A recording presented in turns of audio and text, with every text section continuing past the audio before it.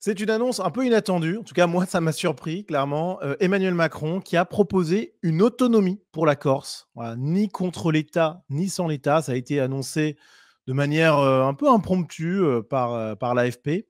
Donc, assez étonnant en soi parce qu'on est sur une décision qui n'est pas anodine. C'est une revendication corse depuis très longtemps, évidemment. Et là, Emmanuel Macron a décidé d'y faire droit, en tout cas d'aller non pas vers une indépendance, mais vers une plus grande autonomie pour le pays corse. Voilà. Et évidemment, il y a eu des réactions. Alors, premièrement, attention quand même, il y a quelque chose qui peut faire tiquer certains observateurs, c'est le fait qu'il y ait besoin d'avoir une modification de la Constitution, ce qui s'entend, mais est-ce qu'il n'y aurait pas une petite idée derrière cette annonce d'Emmanuel Macron?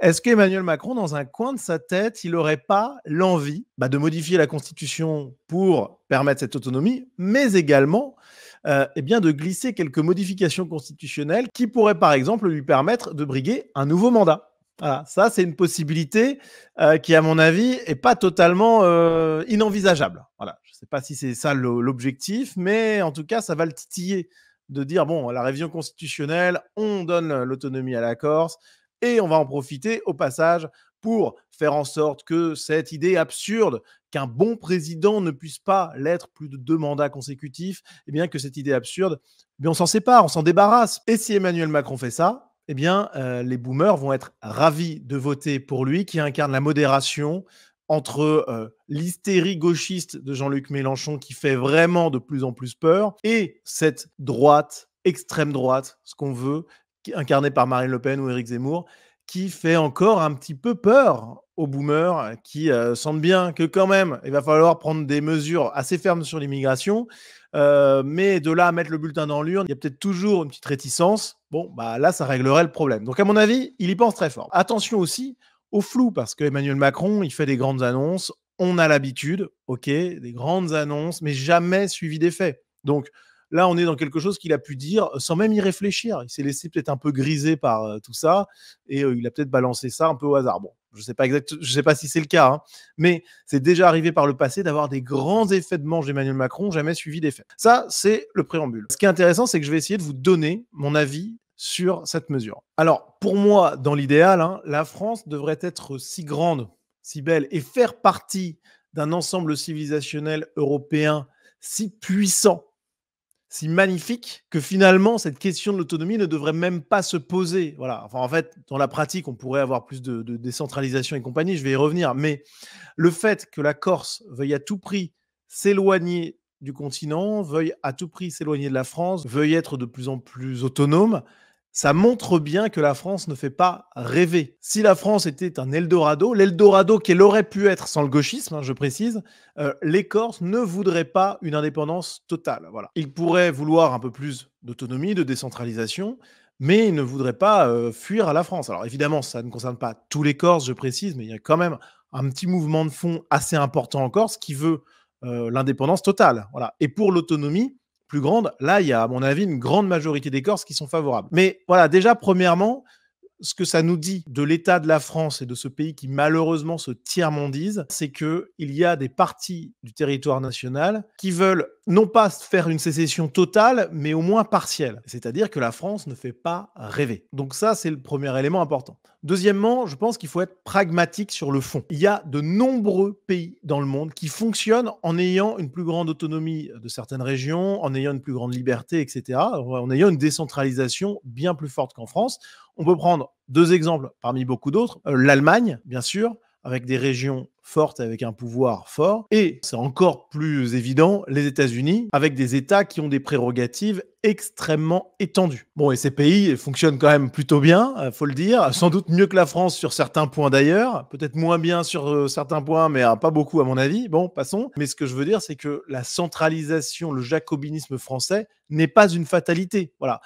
Ce n'est pas le seul modèle d'organisation d'un État qui fonctionne. On peut faire autrement. Il n'y a pas de problème là-dessus. Et d'ailleurs, ça a d'énormes avantages. On peut avoir un pouvoir politique, légal, etc., qui est beaucoup plus proche des gens qui le vivent et donc beaucoup plus juste et beaucoup plus humain et peut-être même beaucoup plus démocratique, et cetera. Donc c'est plutôt positif, un peu plus d'autonomie, un peu plus de liberté. On peut discuter, il y a des gens qui ne seront pas d'accord avec ce que je dis, mais à titre personnel, ça me paraît pas du tout délirant. Voilà, au contraire, je pense que ça serait plutôt une bonne chose. Ensuite, il y a un élément qui pour moi est très important et qui est une vision du futur, une vision prospective qui, je l'espère, n'adviendra pas, mais qui n'est pas complètement impensable, malheureusement, loin de là, hein, parce qu'on est dans un pays qui est ravagé par le gauchisme, que ce soit sur l'immigrationnisme complètement fou, le socialisme délirant. Enfin bon, bref, la France, on a vraiment le pire du pire, voilà, à mon avis. Et donc, c'est pas complètement fou de faire un peu de prospective et de se dire, attention, si jamais on n'arrive pas à gagner contre le gauchisme, et si le pays, malheureusement,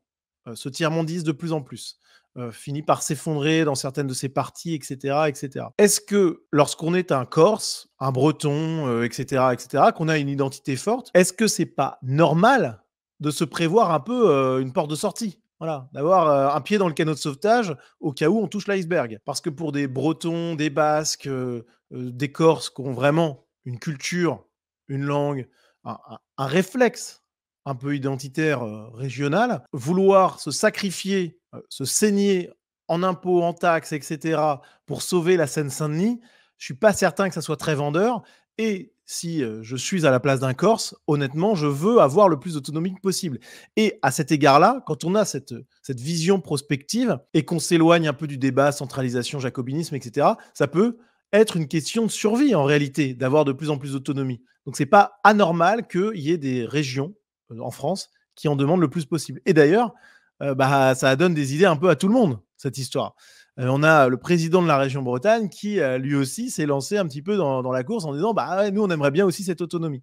Bref, je veux dire, de ce point de vue-là, je trouve que c'est intéressant à prendre en compte. Si par exemple, vous dites bon, là, j'habite dans la région parisienne, ça sent mauvais dans les 10-15 ans qui viennent, du coup, je m'en vais et je vais en Bretagne. Je vais m'exiler en Bretagne. Vous vous retrouvez là-bas, c'est quand même pas idiot de se dire préparons-nous peut-être, potentiellement, en mettant en place des dispositifs politiques qui ne vont pas jusqu'à la sécession actuellement, hein, mais qui peuvent permettre une plus grande autonomie et de couper le cordon le jour où la France, malheureusement, si nous ne faisons rien et si nous n'arrivons pas à battre le gauchisme, le jour où la France s'écroule, voilà, si vous avez fait le pari de la Bretagne pour être préservé des désagréments abominables de l'immigration, bon, bah, c'est pas si mal d'avoir cette porte de sortie-là. Voilà. Donc, je m'arrête là, mais de ce point de vue-là, je trouve que c'est intéressant d'avoir cette analyse. Donc, pour résumer, en termes institutionnels, je pense que c'est une bonne mesure qui a en tout cas des côtés très positifs, plus de subsidiarité, plus de proximité avec les gens, etc. Donc, je pense que c'est quelque chose qui est fonctionnel, qui a fait ses preuves par ailleurs dans d'autres pays, je ne reviens pas là-dessus. Bref, on n'est pas obligé de rester focalisé sur le logiciel centralisateur français. Il y a d'autres voies qui existent et c'est pas du tout des mauvaises voies, c'est pas du tout des impasses. Et de toute manière, quand on regarde en prospective, hein, on se rend bien compte que la France très forte et très grande des décennies et des siècles passés, malheureusement, ça va être compliqué d'y revenir, à moins que tout le monde, là, tous ensemble, on se mette à lutter contre le gauchisme, etc., et qu'on remette le pays en ordre. Et là, dans ce cas-là, sans aucun problème, les Corses, les Bretons, etc., tout le monde reviendra dans le rang, il n'y a pas de souci, ça j'en suis persuadé. Mais le problème, c'est que c'est pas exactement ça qui se passe. On peut pas demander à des Corses, à des Bretons, à des gens qui ont fui les zones remplacées pour ces zones préservées, qui sont ces zones un peu à identité forte, et qui voudraient éviter de payer pour tout le monde, on ne peut pas leur dire non, vous restez avec nous jusqu'au bout et vous n'avez pas le droit de vous ménager des portes de sortie. Voilà, je pense que c'est pas tenable. Et d'ailleurs, je dirais même que ouvrir la voie à l'autonomie de certaines régions, comme la Corse par exemple, ou la Bretagne, eh bien c'est aussi potentiellement ouvrir la voie à l'autonomie de régions un peu moins identitaires françaises aujourd'hui, comme par exemple la Seine-Saint-Denis. Si la Corse peut faire sécession, si on peut donner sa liberté à la Corse, moi je ne serais pas contre donner sa liberté à la Seine-Saint-Denis. Voilà, que chacun se débrouille un petit peu. Donc vous voyez, bon là je vais loin parce qu'évidemment il ne s'agit pas de sécession, là pour l'instant il s'agit d'autonomie institutionnelle, donc quelque chose qui se fait dans d'autres pays sans problème. Mais vous voyez, voilà, moi que chacun fasse sa route de son côté, ça me va plutôt, notamment quand il s'agit de certaines zones du territoire qui n'ont plus rien de française. Allez, pour finir, on va s'intéresser aux postures de droite. Vous savez, moi je traque ces postures, hein, ces grands discours, ces grandes idées qui sur le papier sont si belles, mais qui lorsqu'elles sont confrontées au concret, eh bien elles se heurtent à la réalité et généralement, ça fonctionne moyennement. Et je voudrais vous parler de ce tweet de l'Action française. L'Action française qui est un mouvement monarchiste qui évoque de manière continuelle le principe de subsidiarité, c'est-à-dire que les régions devraient avoir une autonomie par rapport à l'État centralisateur, jacobin, etc. C'est quelque chose qui est martelé régulièrement par l'Action française. Bon. Et voilà le tweet à propos de la Corse. L'Action française s'est toujours engagée pour la sauvegarde des identités locales et pour l'octroi de libertés accrues aux provinces de France. Donc là, c'est exactement ce que je viens de vous dire. Mais la déclaration de Macron interroge. Le but de cette autonomie est-il de créer une nouvelle eurorégion, de brader la Corse et ses habitants à l'hydre européiste? Et en fait, c'est amusant parce que, bon, c'est amical ce que je dis, mais en fait, on a le grand discours régulièrement martelé, je le dis, voilà, plus de liberté pour les régions, plus d'autonomie, halte à la centralisation jacobine, etc. Et quand ça arrive concrètement sur la table, eh bien là, les grands discours se font un petit peu plus mesurés. Voilà, on se dit finalement, est-ce que c'est pas un calcul d'Emmanuel Macron pour vendre cette région à l'Europe, etc., etc. Bon, Macron met en application une proposition de l'Action française. Normalement, l'AF devrait se réjouir. Mais le problème, c'est qu'il y a une vision très nationaliste qui ne supporte pas, malgré les grands discours, malgré les postures, eh bien, le fait que le territoire national puisse être amputé, puisse être diminué. Parce que là, il ne s'agit pas de laisser l'indépendance à la Corse. Mais vous voyez, bon, je ne m'étale pas là-dessus, mais vous voyez, il y a des grands discours. Et puis, quand arrive le concret, tout d'un coup, on se met à faire la fine bouche et à se dire, ah, finalement, je ne sais pas si je suis pour. Et c'est vraiment là où on voit qu'à droite, je prends cet exemple, pas du tout pour attaquer la F, voilà, c'est juste une petite anecdote, mais c'est pour vous dire que voilà, il y a des grandes formules, des grands programmes sur lesquels finalement beaucoup n'ont pas réfléchi concrètement, sur lesquels ils n'ont pas pensé contre eux-mêmes. Et quand ça arrive, eh bien finalement, les gens ne sont plus sûrs d'eux.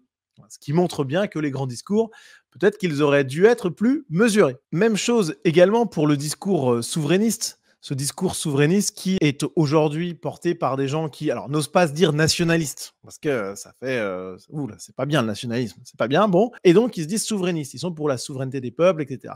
Et de la même manière que l'AF s'est interrogée sur l'idée que ça puisse être une euro-région, etc., beaucoup de souverainistes sur les réseaux se sont dit « Ah, Macron brade notre territoire national et finalement le cède à l'Union européenne, etc. etc. » Et ce qui est amusant, c'est que, en fait, le souverainisme, qu'est-ce que c'est? Le souverainisme, c'est de dire un peuple doit décider pour son avenir, de fixer des règles qui lui sont propres, etc., etc., sans influence extérieure. Sauf que la limite du souverainisme, c'est que les Corses se considèrent, pour beaucoup, comme un peuple à part entière. Donc, si on est souverainiste pour les Français et qu'on a une majorité des gens du peuple corse qui décident de se dire, nous, on veut plus rien avoir avec la France. C'est pas du tout ce qui se passe là, mais cas d'école, quoi. Si on est un souverainiste français, théoriquement, on doit respecter la souveraineté d'un peuple qui se définit comme tel, qui se vit comme tel, avec une identité propre, etc., et qui décide de faire son chemin de son côté. On devrait être capable d'aller jusqu'à même accepter la totale indépendance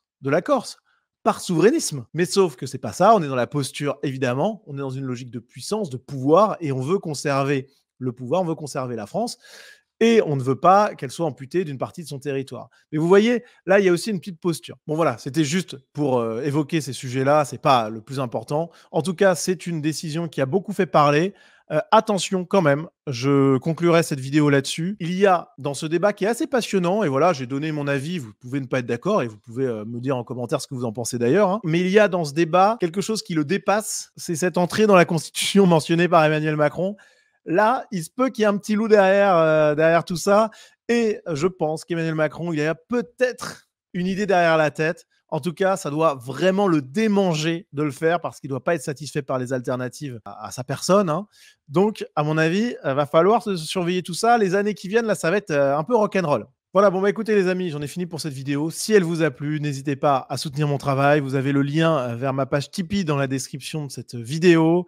Vous avez accès à du contenu exclusif. À partir de 5 € par mois, vous avez accès à près de 50 vidéos dédiées. Et bien sûr, ça va augmenter. Et en parallèle, ça permet de soutenir mon travail, de faire en sorte que je produise de plus en plus de contenu avec de plus en plus de qualité. Donc, merci d'avance et à très vite.